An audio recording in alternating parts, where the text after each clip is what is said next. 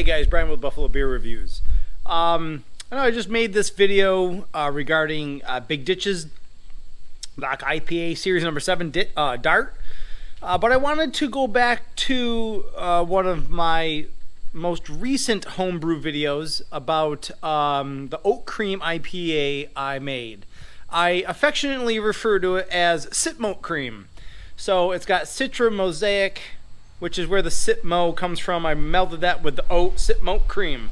I really had a great day brewing that beer, and it's taken a couple extra days to carbonate, but I got it right here in the refrigerator, and I'm going to pull a glass of it, and I'm going to show you guys what the finished product is, what it looks like, what it kind of my take on the flavor, and really what I liked about the recipe, what I didn't like about the recipe, and maybe what I'm going to change second time through. Do you know what I mean? But before we get started, I had an idea that I was going to like it even before I had brewed it. So I have all of my recipe grist, all my malts, my oats. I have another couple of packs of the... I have another pack of the, of the yeast. There's my yeast for it right here. It's the Coastal Haze Ale yeast from White Labs. 067 if anybody's interested. I got another couple of packs of the Idaho 7 and Hopwise and all that stuff. So I'm ready to brew another batch of it. Just, so far on... what I liked so far about Citmoat. So take a look at it. We got Citmoat Cream, Citra, Mosaic, Idaho 7, and Eukanot, and it clocks in at 6.3%. Here's my other brews here on tap. I got my my Black IPA on tap, and I got my Mosaic Backsplash. So you got an option of a 7.1% or a 5.4 or a 6.3. So let me see if I can... Here, angle this right in my armpit here while I pour a little draft. Let's see what it looks like, huh? Oh, yeah. Oh, yeah. There it is. Let's go get this thing out in the sunlight and let's go talk about it. Oh, man. What a great day. Drinking beer, talking about it, putting it on YouTube, all that good nonsense. Now all of this is right on the fly. I'm not going to be able to spot check myself. But if you think it looks good, we'll just roll with it, right? Okay, let me grab my recipe book.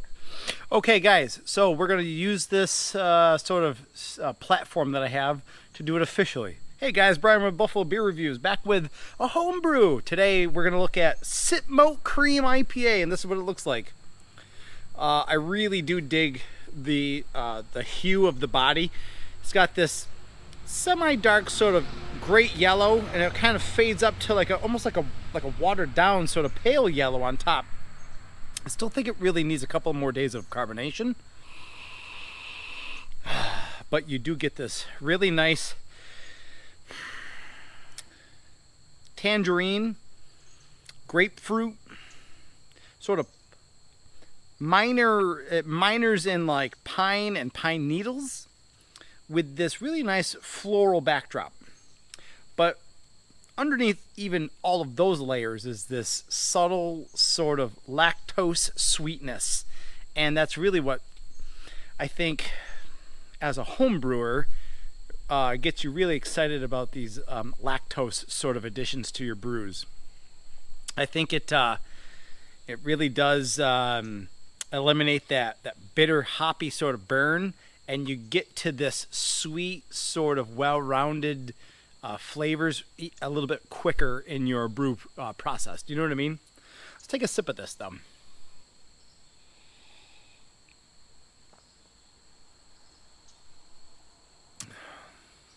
Absolutely. There seems to be at 6.3% ABV, seems to have this slight sort of alcohol burn, like this vapor sort of burn, but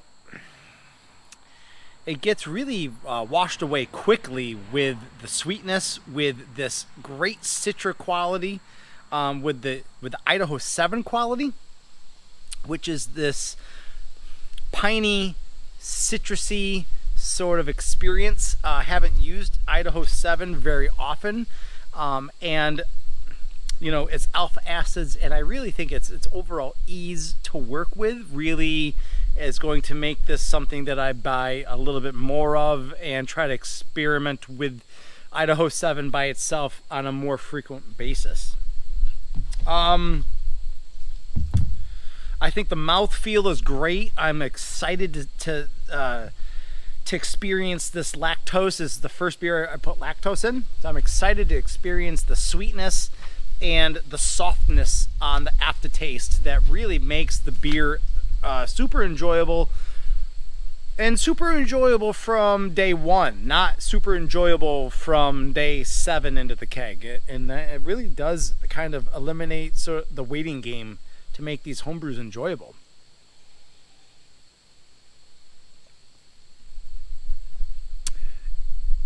But now when we're talking about the lactose additions, what I'm not getting though is any sort of stickiness. I'm not getting this high residual sugar sweetness. I'm not getting any of that. It's just kind of there. It's mixed really well. It's kind of boiled into solution.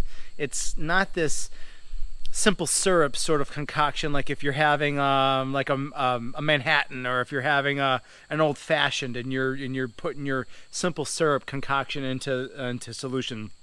It's not really like that. It's a little bit more boiled into you know, the wort, and it's nice. I like it. I'm really pleased by the overall end product. I do believe that this is going to be I'm definitely going to brew this beer again. Probably going to keep the same recipe just to kind of brew it again, just to see if I can replicate its results. I am going to put the recipe up for you guys. I got this off of Brewer's Friend, but I did do some tweaks of my own to it. But really what it comes down to is I mashed this beer at 152 for 60 minutes. I used 2-row. I used a shit ton of flaked oats and some white wheat.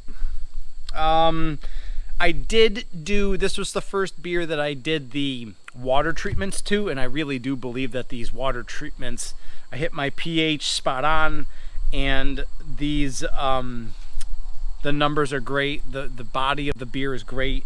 I used Citra a half ounce at 30 minutes in the boil, left in the boil. I used Citra 1.5 ounces left with 10 minutes.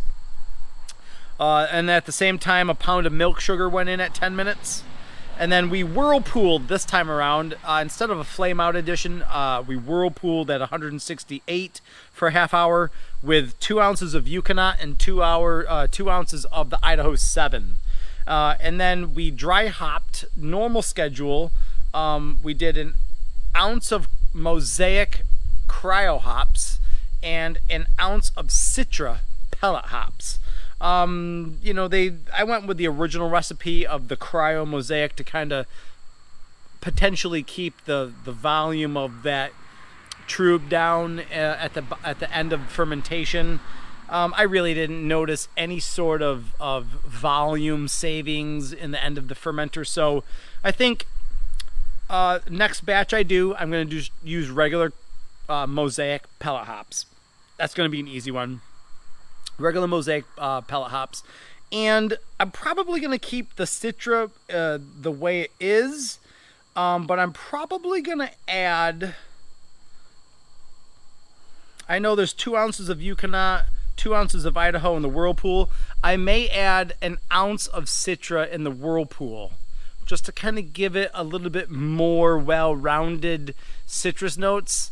I like the Citra as opposed to the Idaho 7 just because of I think the complexities and the other sort of characteristics you can get out of Idaho 7 That's what I'm going to do. But playing around with the whole lactose additions, I'm trying to now incorporate an addition of lactose into my other past home brews, whether it's Chip Shot, whether it's Citra wallpaper, whether it's Amarillo wallpaper, whether it's, you know, Mosaic backsplash, which I have on tap. So that's a little look into the Citmoat Cream IPA, my first oat cream sort of attempt. And I'll be wholly honest with you, at 6.3%. Oh, I forgot to tell you about that. So my original gravity was 1.062, so 1062 down to 1014. Gave me an ABV of 6.3%. And I will tell you what, I am dead on super happy with 6.3%, with the way that this thing drinks, with its sweetness, with all of the well-rounded sort of characteristics of the body. Yes, ma'am, all day long. I don't know. That's it for me, guys. Maybe I'll leave a link somewhere in the video to the Oat Cream IPA Brew Day, just in case you guys had any ideas about that. And you guys can see what it looks like for yourself. And that's that. So I hope you guys enjoyed a look at a homebrew during Buffalo Brew Week 2019. I'll see you guys out and about. If you guys want to meet us up at Big Ditch on Thursday for a brew, and we're going to do some podcasting, that'd be awesome as well. So get out, support your local Buffalo brews always, and especially this week. And I'll see you guys in the next one. Cheers.